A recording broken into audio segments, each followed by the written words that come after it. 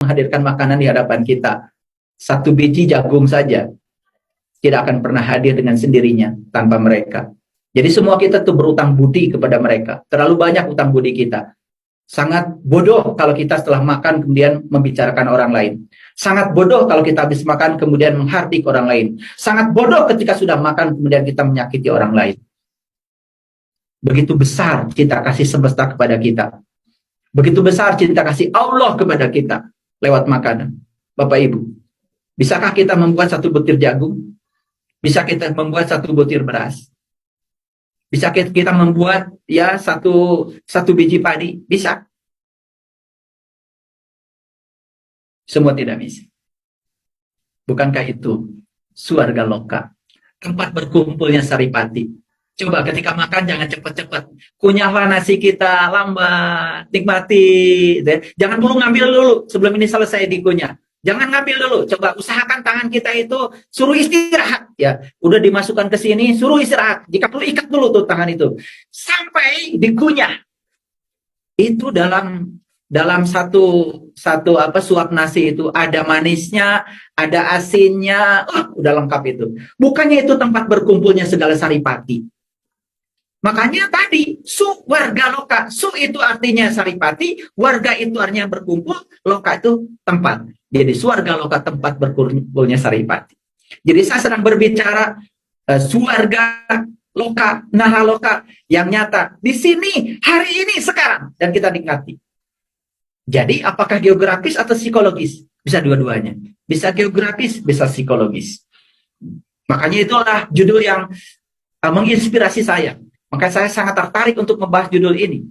Kadang-kadang kalau saya ditanya oleh tim IT, ya judulnya berikutnya apa? Tar, saya bilang, saya merem dulu. Begitu merem itu datang judul itu. Ya, kadang-kadang suka datang sendiri tuh judul itu.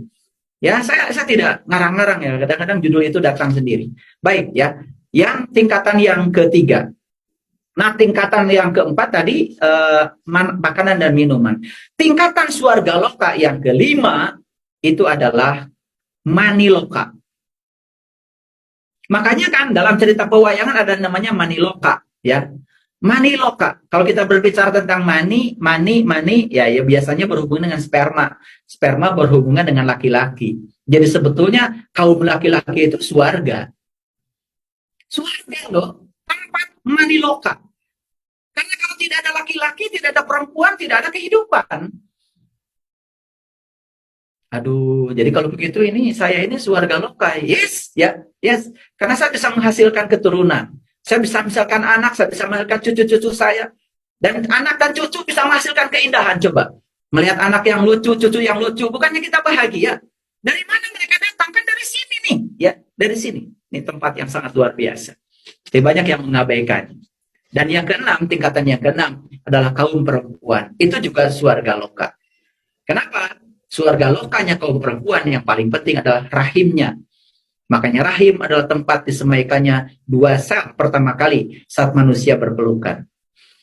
Dan itulah sebenarnya asal muasal kita. Luar biasa. Kalau saya bahas tidak akan cukup waktu, ya. Perlu banyak SKS untuk membahas satu persatu.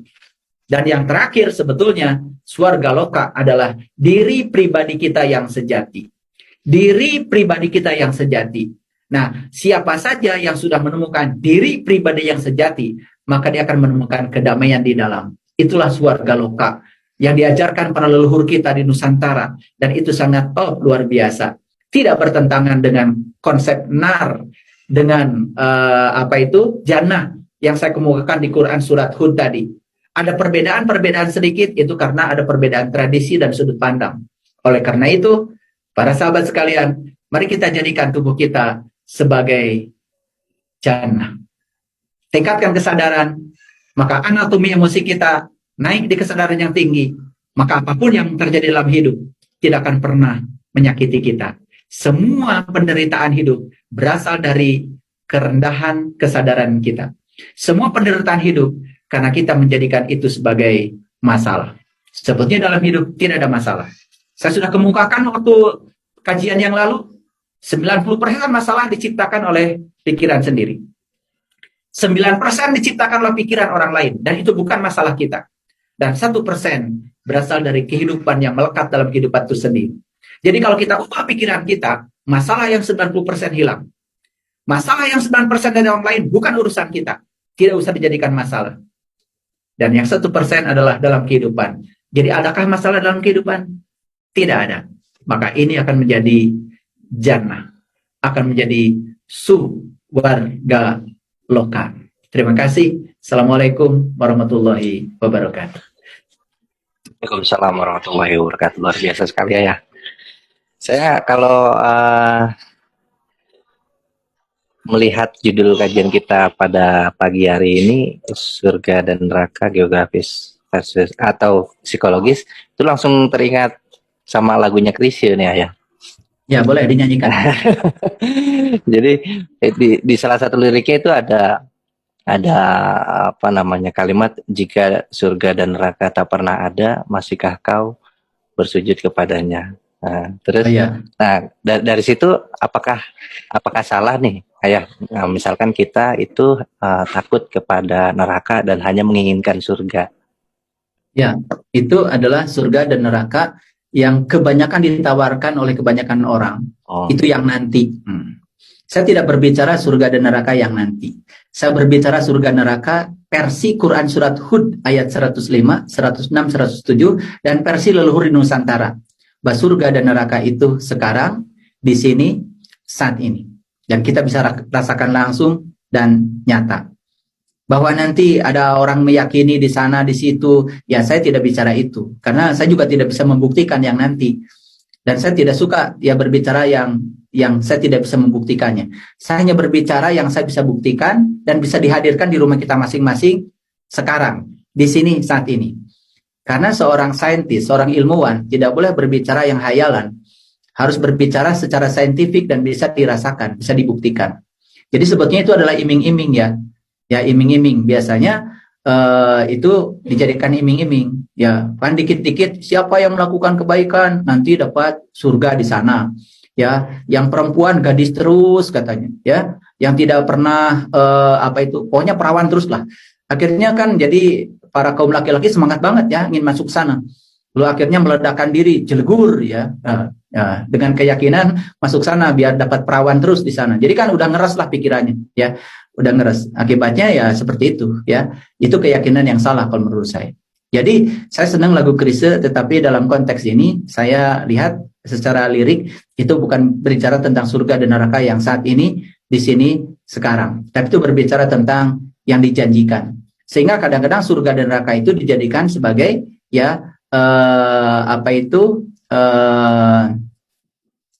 sebagai reward and punishment motivation. Jadi motivasi seseorang untuk melakukan sesuatu hanya berbasis reward and punishment.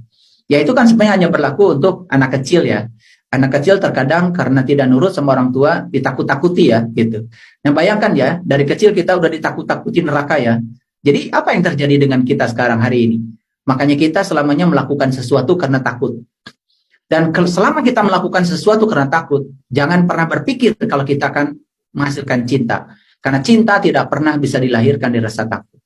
Makanya jangan heran ya kalau kita sekarang tidak mencintai diri kita sendiri, tidak bisa mencintai orang lain, apalagi mencintai semesta, apalagi mencintai sang pemilik semesta. Karena apa? Karena dari kecil, dorongan kita untuk melakukan sesuatu hanya berbasis rasa takut. Makanya kemudian digambarkanlah neraka itu katanya api yang menyala-nyala. Saya pernah tanya itu seseorang yang sedang menjelaskan neraka. Saya tanya, kalau di neraka itu ada apa isinya? Oh, itu api menyala-nyala. Kalau neraka itu gelap apa terang? Oh, neraka itu gelap banget. Aneh kan? Katanya ada api menyala-nyala tapi gelap. Itu kan aneh ya, itu. Ya itu karena tidak pernah berpikir ya. Padahal sebetulnya siapa tahu orang yang sedang berbicara itu sedang tinggal di dalam neraka. Saya percaya ya, orang walaupun sedang berbicara di mimbar agama, tetapi ketika dia menebarkan kebencian, sebenarnya dia itu sedang dibakar oleh api neraka yang ada dalam dirinya. Bukannya dia sedang berpidato dalam neraka sebetulnya. Bagaimana bisa ngangkat orang lain pada surga kalau dia pun sedang tinggal dalam neraka? Jadi Kristus sedang menggambarkan kepada kita ini tentang keikhlasan sebetulnya. Andai surga dan neraka itu tidak ada, apa kamu masih melakukan kebaikan? Nah, inilah yang saya sebut tadi manusia paripurna. Jadi manusia paripurna bahkan melakukan kebaikan pun sudah bukan karena atas nama Tuhan. Karena dia ingin melakukan kebaikan itu karena cinta.